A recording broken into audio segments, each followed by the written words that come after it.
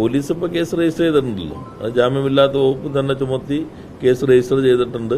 Case അന്വേഷണത്തിന്റെ സന്ദർഭത്തിൽ ഇപ്പോൾ നിങ്ങൾ പറഞ്ഞതുപോലെ വേറെ ഏതെങ്കിലും പരാതികൾ വരികയാണെങ്കിൽ ആ പരാതികളും ഗൗരവമായി തന്നെ പോലീസ് പരിഗണിക്കും.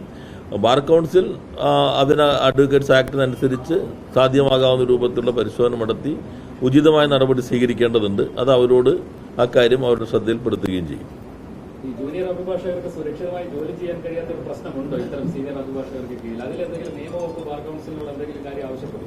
അല്ല, അഭിഭാഷകർ ഞങ്ങളോട് ഇപ്പോൾ എറണാകുളത്ത് ചേർന്ന സർക്കാരിൻ്റെ വാർഷികത്തോടനുബന്ധിച്ചുള്ള മുഖാമുഖത്തിൽ അഭിഭാഷകർ ആവശ്യപ്പെട്ടത് അഭിഭാഷകർക്ക് നേരെ നടക്കുന്ന ആക്രമണങ്ങളിൽ നിന്ന് അവർക്ക് സംരക്ഷണം നൽകാൻ കഴിയുന്ന നിയമം ചില സംസ്ഥാനങ്ങളിൽ പാസ്സാക്കിയിട്ടുണ്ട്. സമാനമായ നിയമം കേരളത്തിലും പാസ്സാക്കേണ്ടതുണ്ട് എന്നാണ് അവിടെ വന്നൊരഭിപ്രായം. അപ്പോൾ ഞങ്ങൾ പറഞ്ഞ അതെല്ലാം നമുക്ക് മറ്റ് സംസ്ഥാനങ്ങളിൽ എന്താണ് ചെയ്യുന്നതെന്ന് പരിശോധിക്കാം, എന്നിട്ട് ഉചിതമായ കാര്യങ്ങൾ ചെയ്യാമെന്നാണ് മുഖ്യമന്ത്രിയും അവിടെ മറുപടി പറഞ്ഞത്.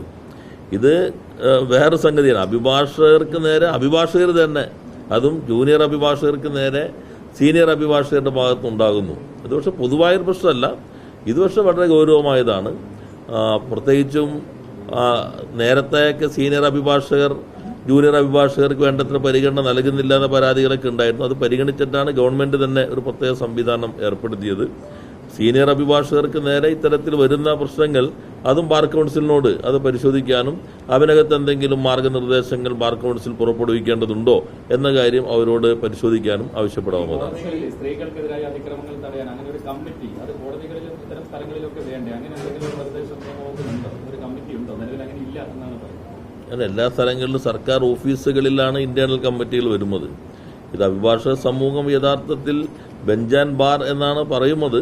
അതിന്റെ ഭാഗമായിട്ട് ഇനിയിപ്പോൾ ഉള്ള സംവിധാനങ്ങൾ കൂടാതെ പ്രത്യേകിച്ച് എന്തെങ്കിലും വേണോ എന്നുള്ളത് പരിശോധിക്കാം നമുക്ക്.